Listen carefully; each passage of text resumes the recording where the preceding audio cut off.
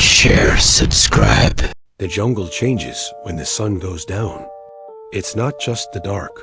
It's like the whole place holds its breath, waiting, and you're trapped in its lungs. I was supposed to be on a guided trek, a simple day hike, but I'm an idiot. I thought I knew better, saw a path that looked more interesting, and figured I'd loop back. By the time I realized my mistake, the sky was already turning that bruised purple color. The familiar bird calls and monkey chatter died down, replaced by a silence so deep it felt heavy, like a blanket smothering the world. That's when the sound started. Not loud sounds, little things. A twig snapping just beyond my line of sight. The rustle of leaves when there was no wind.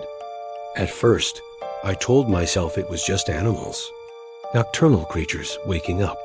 But the sounds had a rhythm to them, a deliberate quality. They were pacing me. When I stopped, they stopped. When I started walking, a few seconds later, they'd start too. My heart hammered against my ribs, a frantic drum against the jungle's oppressive quiet. I spun around, flashlight beam cutting a wild, desperate arc through the trees. Nothing, just endless layers of green and black. A wall of vegetation that seemed to press in on me from all sides. I tried calling out. My voice sounded thin, pathetic, swallowed by the immense space. The only reply was the echo of my own fear, and then that same soft footfall. It was closer this time. I started to run. I didn't care about the path anymore. I just ran, branches whipping at my face, thorns tearing at my clothes. Panic is a cold fire, and it was burning through my veins. But no matter how fast I went, I couldn't escape the feeling of being watched. It was a physical sensation, a prickling on the back of my neck, a weight in the air behind me. It wasn't the eyes of a predator I could understand, like a jaguar. This felt different. It felt ancient, patient. I stumbled and fell, my ankle twisting under me with a sickening crunch. The pain was sharp, white-hot, but it was nothing compared to the terror that seized me. I was immobilized, a sitting duck. I scrambled backward, dragging my useless leg, my back hitting the trunk of a massive tree. I switched off my flashlight, plunging myself into total darkness.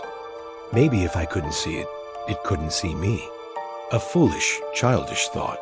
My breath hitched in my throat, each inhale a ragged, noisy gasp.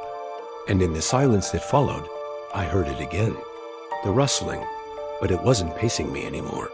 It was coming straight for me. It was slow, unhurried. The sound wasn't that of a four-legged animal. It was heavier, deliberate. Step, drag, step, drag. A wave of cold washed over me that had nothing to do with the night air. This thing wasn't hunting me for food. This was something else. It was curious. Or maybe it was just enjoying the chase. The sound stopped just a few feet away. I held my breath until my lungs burned. I could feel its presence. It was a pressure in the darkness, a void where the normal night sounds should be. I could almost smell it, a scent of damp earth, rotting leaves, and something else, something old and wrong. I couldn't take it anymore. I had to know. With a trembling hand, I fumbled for my flashlight and clicked it on, pointing the beam where the sound had stopped. The light revealed nothing, just a tangle of ferns and the thick trunk of another tree. My mind screamed. Was I losing it? Was it all in my head? But then, as I swung the light back, something caught my eye. High up on the tree trunk I was leaning against, just above my head. Two long, deep gouges in the bark. They were fresh. The wood inside was pale and wet. They hadn't been there a moment ago. My blood ran cold. It wasn't in front of me. It was above me. I didn't dare look up. I couldn't. I was frozen, pinned against the tree like an insect in a collection. Every instinct screamed at me to stay still. Don't move. Don't breathe.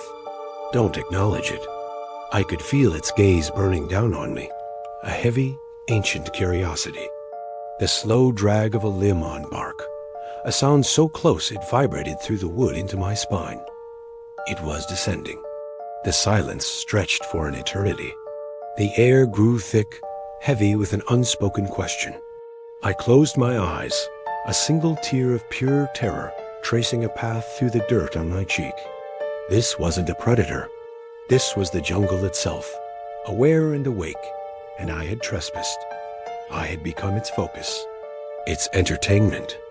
And then, as slowly as it arrived, the presence began to recede. The pressure in the air lessened. I heard that same slow, dragging sound moving away, deeper into the impenetrable black. Fainter and fainter, until it was gone. I stayed there, pressed against that tree, until the first hint of gray light began to filter through the canopy. I never looked up, not once. When I was finally found by the search party hours later, they said I was lucky. I didn't feel lucky. I feel watched. Even now, safe in my brightly lit home, thousands of miles away, I can sometimes feel it. That patient, ancient gaze. That feeling of being a tiny, insignificant thing under the watchful eye of something that has been there forever and will be there long after I'm gone. The jungle has a memory, and I am a part of that memory now. I just hope, for my own sanity, that it eventually forgets. Thanks for watching.